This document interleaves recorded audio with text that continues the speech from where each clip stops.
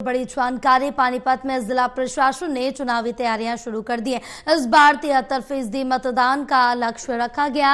सियासी क्षेत्रों में भी हलचल तेज हो गई। आज रविवार को कई सियासी कार्यक्रम का आयोजन किया गया। इस वक्त की बड़ी जानकारी आप तक पहुंचा रहे हैं, जहां बताते चले कि पानीपत में जिला प्रशासन ने चुनावी तैयारियां तेज कर दी है। इस बार 73% मतदान का लक्ष्य रखा है। सियासी क्षेत्रों में भी हलचल तेज हो गई और आज रविवार को कई सियासी कार्यक्रम भी आयोजित किए गए हैं, जिसमें यहां पर बताते चले कि अब चुनावी तारीखों का ऐलान हो चुका है, जिसके बाद पानीपत में भी जिला प्रशासन ने चुनावी तैयारियां शुरू कर दी, क्योंकि हरियाणा में 1 अक्टूबर को मतदान होना है, 4 को नतीजे आएंगे और तारीखें सामने आने के बाद सभी दलों की तरफ से तैयारियां जोरदार रखी जा रही है। तो पानीपत में जिला प्रशासन ने चुनावी तैयारियां शुरू कर दी हैं।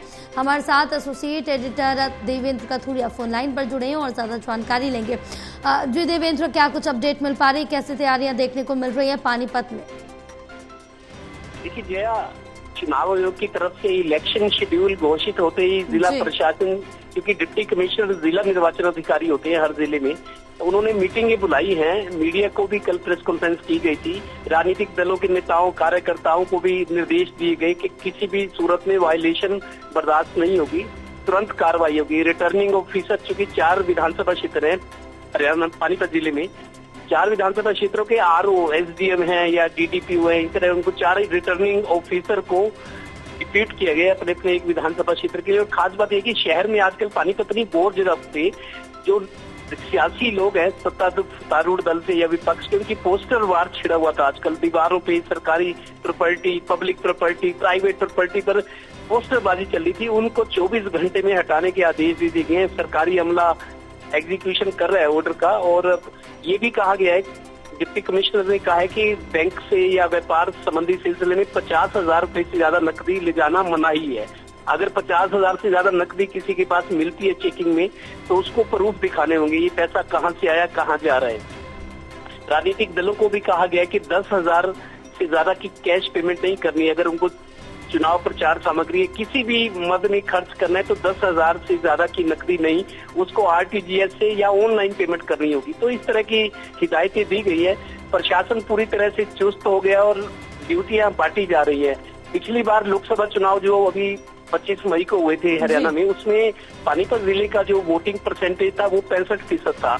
इस बार लक्ष्य रखा गया कि 73% तक टर्न आउट, मतलब 73% तक वोटिंग हो, इसके लिए उपाय किए जा रहे हैं। और जो फर्स्ट टाइमर्स हैं, जो पहली दफा वोट डालेंगे, उनको भी उत्साहित किया जा रहा है कि हर वो युवा जिनका वोट बना है वो वोट जरूर डाले। तो वोटिंग परसेंटेज को बढ़ाने की तैयारी भी है। और आपको बता दूं, अब फील्ड में तो जोर आजमाई शुरू हो ही गई है, जनसंपर्क। लेकिन अब दिल्ली की दौड़ भी, क्योंकि टिकटों के बंटवारे के लिए अब समय आ गया है, क्योंकि 1 महीना पहले चुनाव हो रहे हैं, तो पार्टियां टिकट किसको देंगी वो जोर आजमाइश भी शुरू हो गई है। और नेता लोग अब दिल्ली के दौड़ लगा रहे हैं, क्योंकि शक्तिपीठ दिल्ली में है, बड़ी पार्टियों के दफ्तर हैं, बीजेपी, कांग्रेस, और तो दिल्ली की दौड़ नेताओं की बढ़ गई है।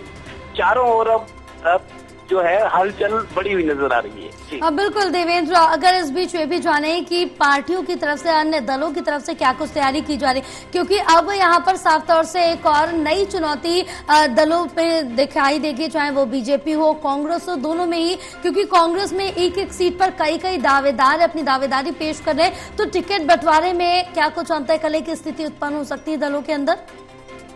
देखिए, कांग्रेस या बीजेपी हो, दोनों पार्टियां सरकार बनाने की हुंकार भर रही हैं। जी। कांग्रेस 10 साल के सत्ता के वनवास से वापस लौटना चाह रही है, सरकार बनाना चाह रही है। और बीजेपी अपनी सरकार को रिपीट करके हैट्रिक बनाने की कोशिश में लगी है। बीजेपी कांग्रेस दोनों दलों की उनका ये कहना है कि हम सिर्फ जिताऊ को, जिसकी छवि अच्छी होगी, जिसकी बैकग्राउंड क्रिमिनल ना हो या कोई केस कुछ ना हो, मतलब साफ सुथरी छवि हो, पब्लिक में उसका चेहरा शराफत वाला हो और उसमें जीतने की क्षमता हो, ऐसे कुछ पैरामीटर्स तय किए गए हैं बीजेपी कांग्रेस की तरफ से कि जिताऊ कैंडिडेट हो, उसकी छवि साफ सुथरी हो, कोई दाग ना लगाओ, ऐसे कैंडिडेट को मैदान में पार्टियां उतारेंगी। लिहाजा अभी अंदरूनी तौर पर कसरत चल रही है। पार्टियों के जो बड़े नेता हैं, पार्टियों की मीटिंग्स हो रही है, रैलियां कैसे होंगी, टिकटों की दावेदारी। 5 तारीख से लेकर 12 सितंबर तक ये नॉमिनेशन है। तो मेरे को लगता है कांग्रेस की जहां तक जानकारी है, कांग्रेस में भी टिकट के लिए मारा मारी है। पानीपत ग्रामीण में आप देखिए, कांग्रेस के 1.5 दर्जन ऐसे कदावर नेता 1.5 दर्जन लोग जो मुख्य है, मिलाकर तो 35 लोग हैं जो चुनाव लड़ना चाह रहे हैं, जिन्होंने फॉर्म भरा है, लेकिन 1.5 दर्जन के करीब ऐसे हैं जो सीरियस हैं और जिनके कई साल का तजर्बा है, पब्लिक में जिनकी पहचान है। 1.5 दर्जन कांग्रेस में ही ऐसी टिकटार्थी हैं, तो दिक्कत है पार्टियों के लिए भी।